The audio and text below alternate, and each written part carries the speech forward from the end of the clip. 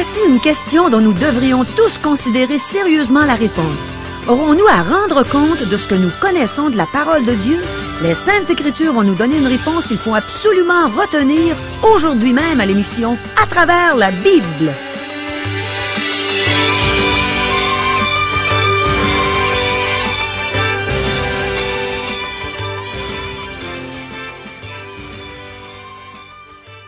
Chers auditeurs, pour en savoir davantage sur le contenu de cette émission, vous pouvez contacter en tout temps Radio Espoir via Internet à www.radioespoir.ca ou par téléphone, sans frais, au 1-877-l'Espoir, 1-877-537-7647. Bonjour, ici Caro. Quel enseignement précieux que celui de la Bible, de la parole de Dieu. Je loue Dieu pour toutes les personnes à qui il met à cœur d'écouter régulièrement nos belles émissions. Chers auditeurs, on est vraiment privilégiés de recevoir librement toute cette instruction que Dieu nous donne régulièrement. À nous de la mettre en pratique, n'est-ce pas? Alors voici les questions pour aujourd'hui. Est-ce que les gens auront à rendre compte de ce qu'ils connaissent de la parole de Dieu? Est-il possible d'avoir beaucoup de sagesse sans toutefois l'appliquer dans sa vie personnelle? Est-il possible de servir Dieu tout en vivant dans le péché? Est-ce que la parole de Dieu approuve que les croyants fassent des compromis avec le monde concernant leur marche avec Dieu? Qu'est-ce qu'un croyant devrait faire avant de donner à un organisme quelconque? Quel genre d'homme est-ce que Dieu aime utiliser pour proclamer sa parole? Demeurez à l'écoute. Le pasteur Régent Joly a ouvert sa Bible et il est prêt à nous enseigner ce que Dieu dit en réponse à nos questions. Mais premièrement, demandons à Dieu de disposer nos cœurs à recevoir ce bon enseignement. Ô Seigneur, oui, dispose nos cœurs. Prépare nos cœurs à recevoir tout le bon enseignement que tu as en réserve pour nous. Parle-nous, Seigneur. Aide-nous à bien écouter et aide-nous à appliquer ce que tu vas nous enseigner. On t'aime, Seigneur, on veut faire ta sainte volonté. Amen. À toi, Régent. Merci beaucoup, Caro. Chers amis, à la dernière émission, nous avons vu qu'après la mort de Salomon, le royaume fut divisé en deux, et ce, à cause du péché de Salomon. Nous avons parlé de notre responsabilité lorsque nous dépensons ce que Dieu nous confie en frivolité. Dieu demeure fidèle à son alliance, même s'il doit nous châtier. Nous avons vu que quiconque tolère un péché dans sa vie peut tomber. Roboam a surestimé sa puissance, et il a découvert qu'un chef doit être un exemple et non dominer sur son peuple. Au chapitre 13 du premier livre des Rois, Dieu prononcera un jugement sur l'autel qu'a construit Jéroboam pour empêcher les 10 tribus d'adorer Dieu à Jérusalem. Nous verrons qu'aucun des rois du royaume du Nord n'a marché dans les voies de Dieu comme l'avait fait David. Dans le royaume du Sud, le royaume de Juda, seuls 8 rois furent fidèles à Dieu sur une période de 200 ans. Ce sont des pages sombres de l'histoire d'Israël. Mais nombreux sont les pays qui n'ont pas fait mieux. Nous, combien de vraiment bons premiers ministres avons-nous eus? Qu'importe leur allégeance politique, je crains que nous n'en ayons pas eu beaucoup. La lumière divine nous rend plus responsables, chers amis.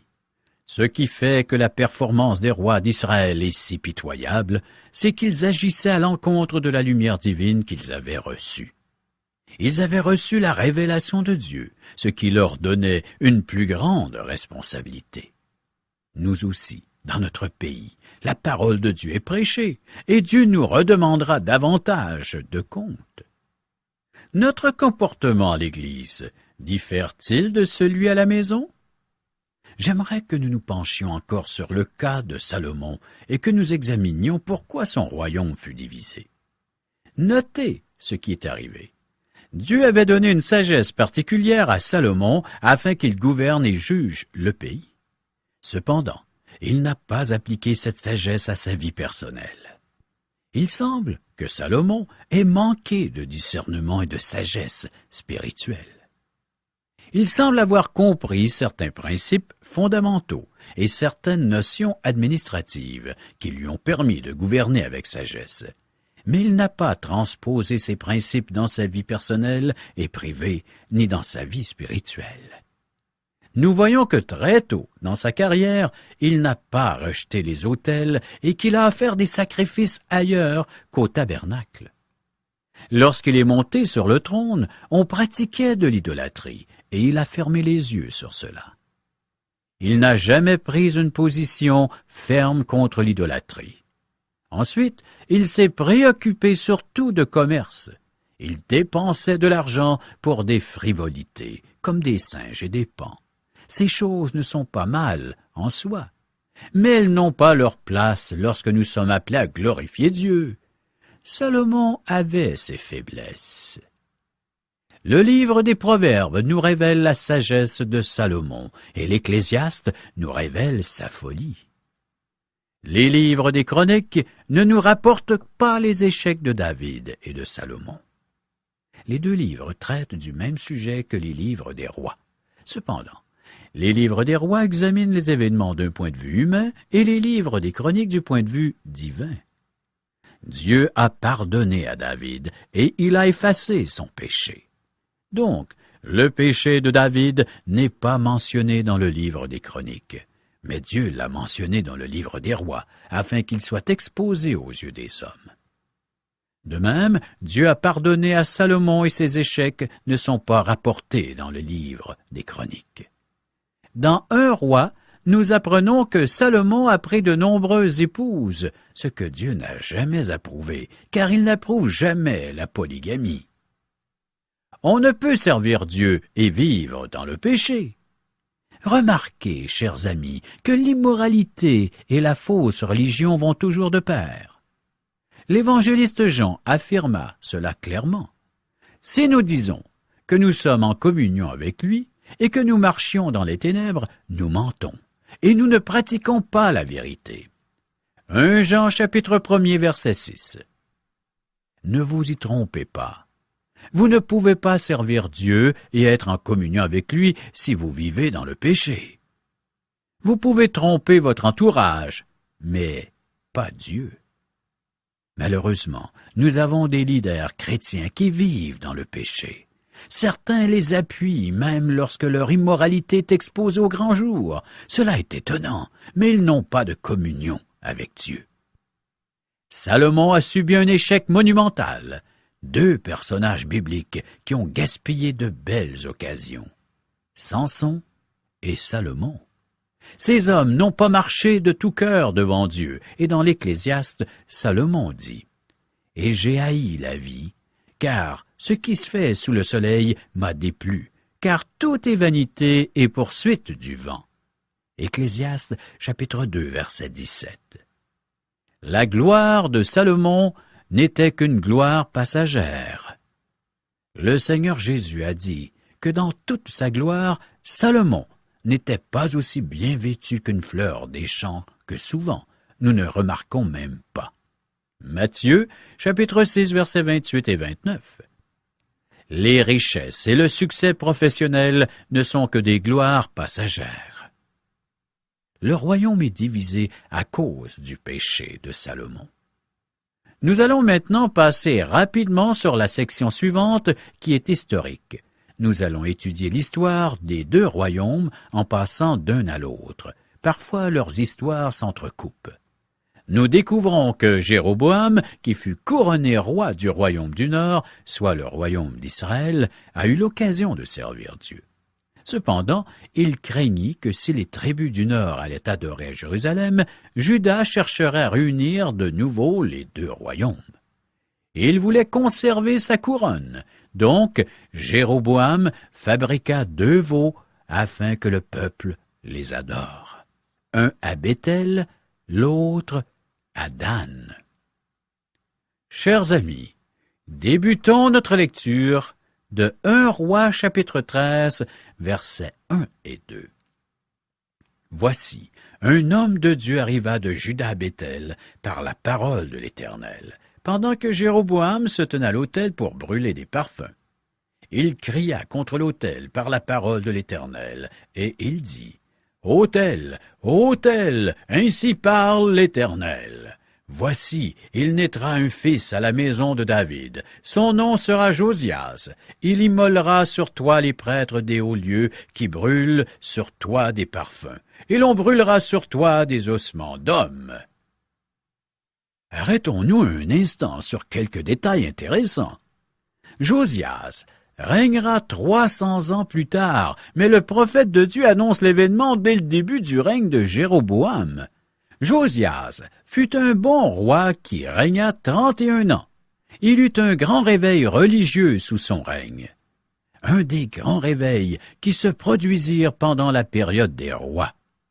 Nous examinerons ces réveils dans les livres des Chroniques. Les livres des rois ne mentionnent pas les réveils, mais les livres des Chroniques le font car ils rapportent l'histoire du point de vue divin. C'est Dieu qui accorde des réveils. Les humains s'intéressent au nombre, mais ils ne savent pas qui est vraiment converti. Dieu connaît les cœurs. Lui seul peut connaître le cœur de l'homme.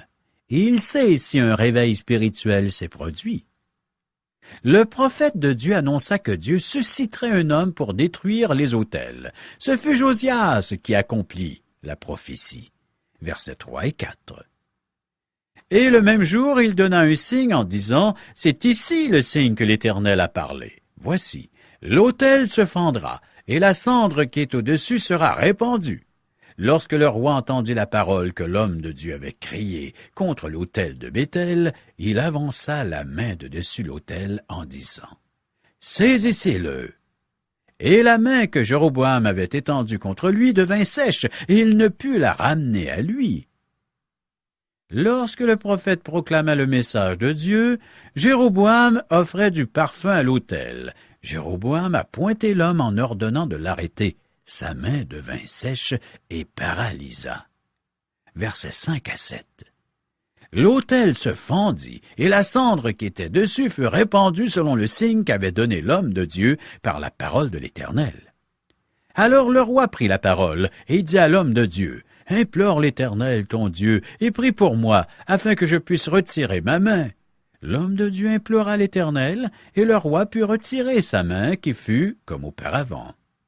Le roi dit à l'homme de Dieu, « Entre avec moi dans la maison, tu prendras quelque nourriture, et je te donnerai un présent. » Le roi change d'attitude et supplie l'homme de Dieu d'intercéder auprès de celui-ci afin que son bras redevienne normal. Dieu accorde la requête, et le roi invite le prophète à venir prendre un repas chez lui. Versets 8 à 10. L'homme de Dieu dit au roi, « Quand tu me donnerais la moitié de ta maison, je n'entrerai pas avec toi. Je ne mangerai point de pain, et je ne boirai point d'eau dans ce lieu-ci. Car cet ordre m'a été donné par la parole de l'Éternel. Tu ne mangeras point de pain, et tu ne boiras point d'eau, et tu ne prendras pas à ton retour le chemin par lequel tu seras allé. » Et il s'en alla par un autre chemin. Il ne prit pas à son retour le chemin par lequel il était venu à Béthel. Le prophète de Dieu n'a pas accepté de faire de compromis avec l'idolâtrie. Nous trouvons des compromis dans nos milieux chrétiens aujourd'hui. Certaines églises et certains pasteurs hésitent à se prononcer clairement sur certaines doctrines. Nous devrions annoncer clairement nos positions théologiques. Évitons les compromis dans notre marche avec Dieu. Mes amis chrétiens, de nombreux croyants appuient financièrement des organisations dont ils ne sont même pas assurés de leur pureté doctrinale. Si vous n'êtes pas certain qu'une organisation ou un ministère proclame fidèlement la parole de Dieu, vous devriez enquêter avant de lui faire des dons. Vous devrez rendre des comptes à Dieu au sujet de ce que vous faites avec votre argent. Nous vivons dans des temps difficiles. Les jours étaient difficiles au temps de Jéroboam, et le prophète n'accepta pas l'invitation du roi. Il refusa de s'associer avec lui. Cependant, nous lisons dans les versets suivants que ce prophète fut trompé par un autre vieux prophète sur le chemin du retour. Il désobéit à Dieu, et cela lui coûta la vie. Quoiqu'il ait craint de s'associer avec un idolâtre, il fut trompé par un vieux prophète, affirmant avoir reçu un message différent de Dieu. Mes amis, Dieu déteste cela lorsqu'une Église fait des compromis avec ce monde. Nous vivons dans des jours semblables à ceux de Jéroboam, donc il faut être prudent et prier pour un esprit de discernement. Récemment, j'ai reçu une demande d'aide financière d'une organisation chrétienne. La demande, quoiqu'elle ait été un publipostage, était déguisée en lettres personnelles, et elle utilisait toutes les techniques psychologiques afin que je sois touché par la requête. Plutôt que de s'appuyer sur l'Esprit de Dieu et présenter ses besoins avec simplicité et honnêteté afin que l'Esprit dispose les récipiendaires chrétiens, cette organisation s'appuyait sur des techniques de marketing. Faisons preuve de discernement, chers amis, avant de donner à une organisation. Pensez-vous que la rencontre que fit Jéroboam avec l'homme de Dieu changea quoi que ce soit? Seule sa main fut guérie. Versets 33 et 34. Après cet événement, Jéroboam ne se détourna point de sa mauvaise voie. Il créa de nouveau des prêtres des hauts lieux, pris parmi tout le peuple. Quiconque en avait le désir, il le consacrait prêtre des hauts lieux. Ce fut là une occasion de péché pour la maison de Jéroboam, et c'est pour cela qu'elle a été exterminée, détruite de dessus de la terre. Le chapitre 14 décrit les règnes de Jéroboam et de Roboam et nous donne le ton pour l'histoire des rois des deux royaumes. Il n'y eut pas un seul bon roi dans le royaume du Nord. Aucun de ces 19 rois ne marcha dans les voies de Dieu. Il y eut 20 rois qui montèrent sur le trône du royaume du Sud, et 12 furent de mauvais rois. 8 peuvent être considérés bons rois. Des 8, seulement 5 furent vraiment exceptionnels. Le chapitre ouvre avec l'histoire de Jéroboam, qui envoie sa femme consulter le prophète Abija pour son fils qui est malade.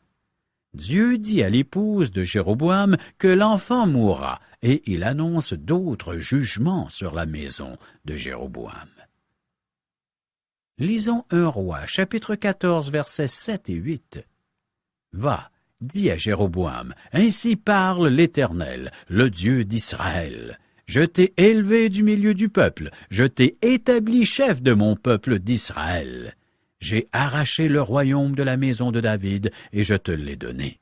Et tu n'as pas été comme mon serviteur David, qui a observé mes commandements et qui a marché après moi de tout son cœur, ne faisant que ce qui est droit à mes yeux.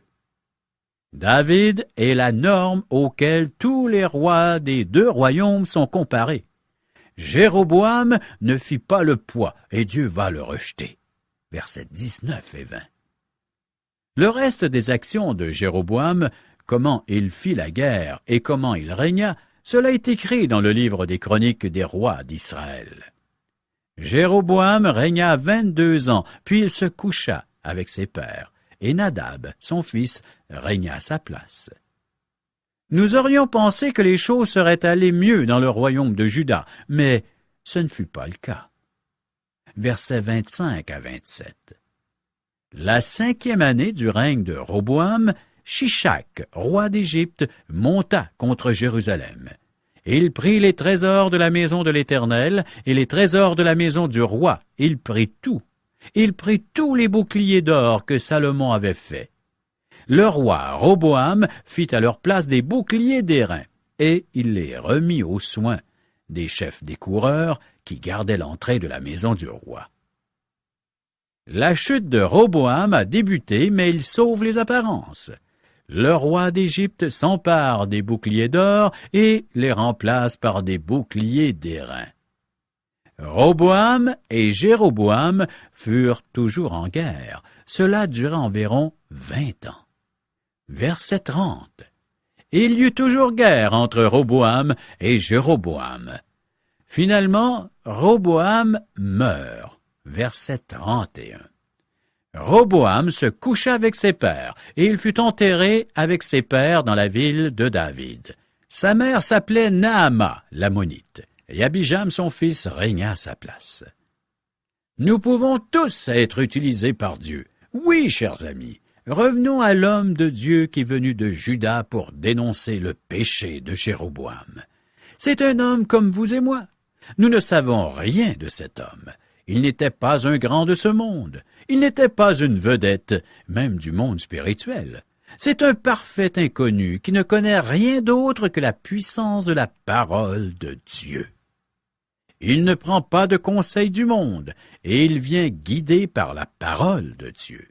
Il n'a pas consulté qui que ce soit. Il se présente avec assurance devant le roi, dénonce son péché et prononce le jugement de Dieu. Lorsque le roi veut le faire arrêter, probablement pour le condamner à mort, il accepte d'intercéder pour le roi afin qu'il soit guéri. Il n'accepte pas de présent du monde et refuse tout compromis.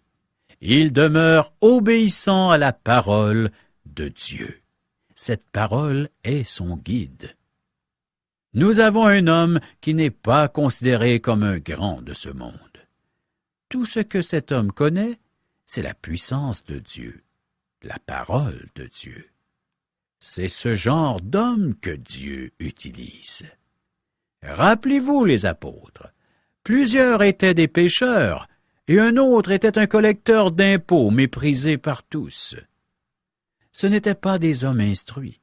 Cela étonna même les chefs religieux lorsqu'ils les entendirent proclamer la parole de Dieu. Cependant, c'est ce que fait souvent Dieu. Il emploie des faibles qui dénoncent la fausse religion et qui proclament la parole de Dieu. Les 2 premiers rois d'Israël n'étaient pas des hommes puissants. Dieu a choisi David alors que celui-ci gardait les troupeaux de son père. Le jeune homme ne fut même pas invité lorsque Samuel vint vers Isaïe pour oindre un de ses fils en tant que futur roi. Beaucoup de personnes pensent qu'elles ne peuvent rien faire pour Dieu. Et c'est peut-être ton cas. Ces personnes pensent ne pas avoir suffisamment d'instruction et de talent. Cependant, ceci n'est pas une disqualification pour servir Dieu. Celui-ci appelle des vases de terre afin que toute la gloire lui revienne, afin qu'on ne se glorifie pas aux dépens de Dieu.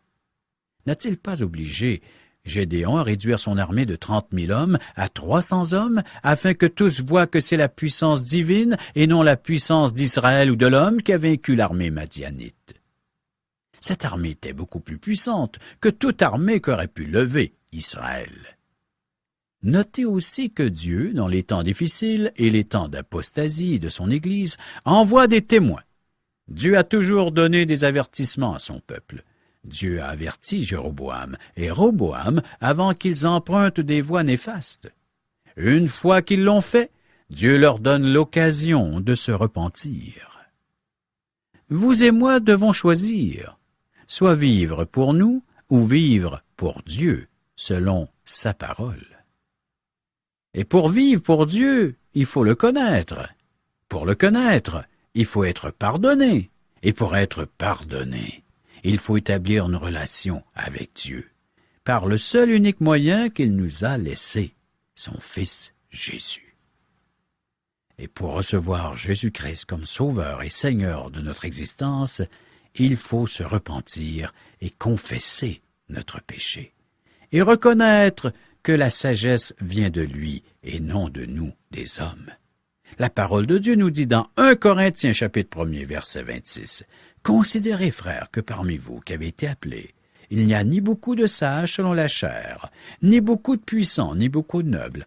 Mais Dieu a choisi des choses folles du monde pour confondre les sages. Dieu a choisi des choses faibles du monde pour confondre les fortes. Afin que personne ne se glorifie devant Dieu. » Chers amis, préparons-nous pour la prochaine émission en lisant 1 Roi chapitre 14 verset 30 à chapitre 16 verset 30. Merci beaucoup, Régent. Je suis bien heureuse d'apprendre qu'on peut tous être utilisés par Dieu, pourvu, bien sûr, qu'on consulte les Saintes Écritures pour connaître le plan de Dieu et qu'on marche dans l'obéissance à sa parole. Régent nous a donné l'exemple d'un homme qui n'était pas considéré comme étant un des grands du monde, mais qui connaissait la puissance de la parole de Dieu Il a aussi mentionné les apôtres, qui n'étaient pas des hommes instruits, mais qui savaient proclamer la parole de Dieu. Personnellement, ça m'encourage d'entendre ça. Je ne me considère pas comme étant parmi les plus talentueux ou les plus instruits du monde, mais Dieu m'accorde la joie de pouvoir le servir, et en plus, il place des gens qui en connaissent bien plus que moi à mes côtés pour m'aider. Et ensemble, on fait des exploits, comme le dit David dans le psaume 60 au verset 13 et 14. Dans ce psaume, il prie Dieu et il dit « Donne-nous du secours contre la détresse. Le secours de l'homme n'est que vanité. Avec Dieu, nous ferons des exploits. Il écrasera nos ennemis. » Et oui, mes amis, Dieu utilise des vases fragiles comme vous et moi, afin que toute la gloire de la réussite n'en revienne qu'à lui seul. Mon frère, ma sœur, est-ce que Dieu t'utilise pour encourager tes frères et sœurs dans la foi, pour aider les pauvres, pour consoler les malheureux, pour annoncer la bonne nouvelle du salut par grâce aux pécheurs perdus qui t'entourent? Sinon, ce n'est pas qu'il ne veuille pas t'utiliser. Te rappelles-tu quand Régent nous a enseigné dans le livre des Juges concernant Gédéon? Je t'encourage à relire les 6e, 7e et 8e chapitres de ce livre. Mais pour faire une histoire courte, l'ange de l'Éternel lui a dit « L'Éternel est avec toi, vaillant héros ». Imagine, mon ami, une personne comme toi et moi qui se fait appeler un vaillant héros par l'ange de l'Éternel. Et ce n'est pas tout. Un peu plus loin, l'Éternel a dit à Gédéon « Va avec cette force que tu as. N'est-ce pas moi qui t'envoie? » Et là, Gédéon a contesté avec Dieu, comme on l'aurait probablement fait, nous aussi. Mais l'Éternel lui a répondu « Mais je serai avec toi. » Mon frère, ma sœur, il y a plein de gens autour de nous qui meurent sans Dieu dans le monde. Et Dieu veut nous utiliser pour leur dire, avant qu'ils ne meurent, que Dieu les aime et qu'il l'a prouvé. Après tout, Paul nous dit dans son épître aux Romains, au 5e chapitre, verset 8, que Dieu prouve son amour envers nous, en ce que lorsque nous étions encore des pécheurs, Christ est mort pour nous. Oui, Christ est mort pour nous, et il est mort pour tous ceux qui nous entourent, pour ceux qui nous attirent et pour ceux qui ne nous attirent pas, pour ceux qui semblent être bons et pour ceux qui semblent être méchants. Jésus est mort sur la croix pour les rois, pour les dignitaires, pour les politiciens, pour les délinquants, pour les voleurs, pour les menteurs.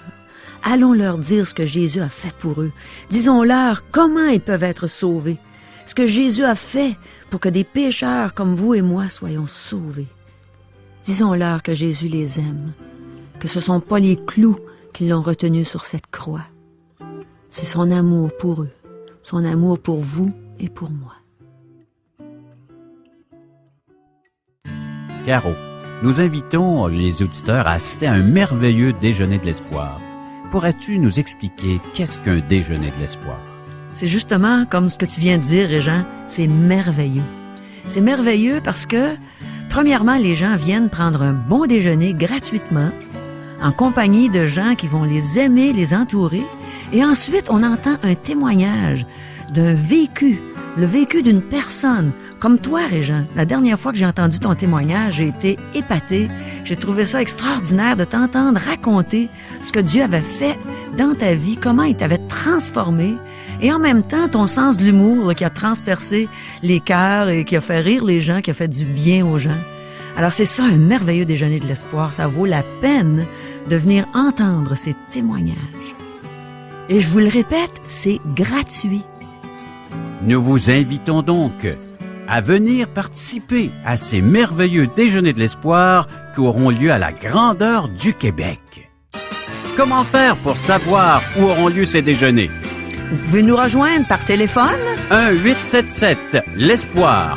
1-877-537-7647 ou via courriel à www.radioespoir.ca ou à notre adresse postale. Radio Espoir, casier postal 34143, Charlebourg, province de Québec, le G1G 6P2. Au revoir. Bye bye.